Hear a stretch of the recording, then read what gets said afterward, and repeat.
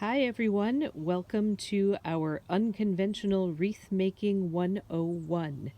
You will have picked up your kit from the library, which contains some evergreens, a box wreath frame, and some wire.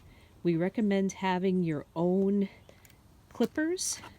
We have just a pair of gardening pruners here for tough stems and to cut things into smaller pieces. If your clippers can handle cutting through wire, then that's great for finishing and starting your wreath. If not, you can have a pair of wire cutters on hand also. And if you'd like, you can wear gardening gloves or work gloves. I prefer not to, just because I feel I have better dexterity when working, but if you have sensitive skin, that might be something you want to consider. Now you have an assortment of greens in your kit. You can also go outside and scavenge from your own yard, or if you have some neighbors that have some good greens and they don't mind you doing a little winter pruning. We have some gold tip cedar here. We've got some fir. We've got, you might have the ends of your Christmas tree already. Those are great materials to work with. And what you're going to do, we've started the process for you, but you're going to want pieces about the length of your hand.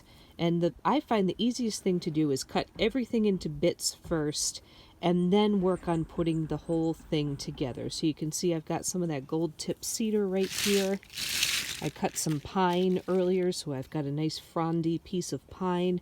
We're going to layer those. And I like to start with a nice piece of spruce or fir as my sturdy backing piece. Now what you're going to be doing is making little bundles. So you can see I sort of group those together. It doesn't have to be perfect because you can go back and adjust as we go along. Some people prefer to make all of their little bundles in advance. I just sort of pick them up as I go and wire them to our wreath frame. So once you have your materials gathered, I'll show you how to get started. So to begin with, you're going to take the end of your wire, and it's important to make a good anchor point on your wreath frame. So I know I'm working with green on green on green, but I think you'll get the hang of it. So I like to just thread the end of my wire through one of these crossbars here because that's a support for the structure of the wreath frame, and just really wind it around there, use up your end, and now you've got a nice strong anchor point. And then I walk my wire back a little bit and I go under and over just to make sure it's secure. So we're going to start with our first bundle. I'm going to use some of this nice spruce from a tree that was clipped. We've got some noble fir right here, and then I like to put something a little fancy on top, so I'm going to use some of this cedar that we have. So you make your bundle, again, about the size of your hands. Mine get a little crazy sometimes, but you can certainly adjust that to your taste. And make sure the ends are all about level with each other, and lay that right on your wreath and kind of angle your stems in a little bit. You're going to pick up the wreath and your first bundle and your wire. You're going to pass it over, bring it under, give it a good tug, not too tight because you can actually scrunch up your wreath frame. And I like to do at least 2 passes with the wire to make sure that's nice and sturdy. Then I'm going to come back, I'm going to pick up another piece of spruce, another piece of noble fir, and this time I'm going to use some of that gold tip cedar that we had cut from the yard. And again, line it all up. Don't worry if you have exposed stems like this, because you're going to go right on top of the bundle you just made. So you can see where I'm covering up the stems, kind of working on the same angle. And again, pick up the frame, get your wire, pass around, pull it snug, and by then you should be able to let go. Take a second pass, pull it snug, and let's do one more just to make sure everybody has the hang of it. Of course, you can also go back and rewind and pause, which is kind of the beauty of doing this online versus in person. So again, we've got our bundles, whoops. Lay the stems, cover up the first round, over, under, pull it snug, over, and under. And you're just going to keep going around like this, and I will meet you when we reach the end and show you how to finish your wreath.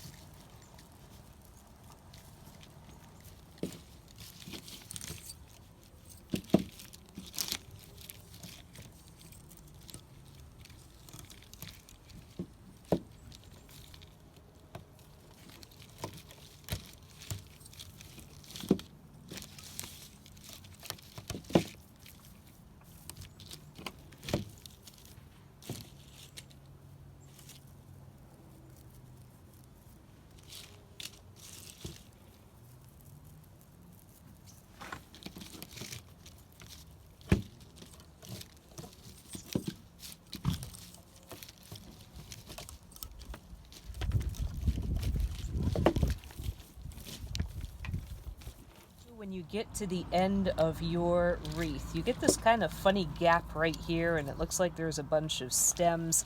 So I'm going to show you how to cover that up and finish everything off. You might not need a full bundle for this one. It might only take a couple pieces of greenery. So I'm just going to grab what I've got handy, which happens to be a big piece.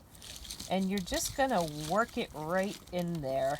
If you have to move your first one aside, that's fine. Get the stems right in there.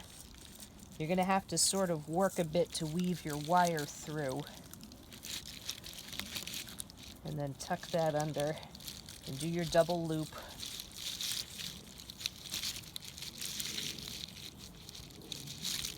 Like that. And then you go back and just sort of work your stems in. You might have some exposed stems. You might see the frame of your wreath. That's actually not going to show once you hang it up, but if you don't like the look of it now, now's the time to go back and sort of fluff everything out. And then you're going to flip the whole thing upside down and find your nearest crossbar. Remember, we started on that piece that connects all of the rings for the structural support. We're going to end on that piece also because it makes, again, a good anchor point. I don't know how to open those.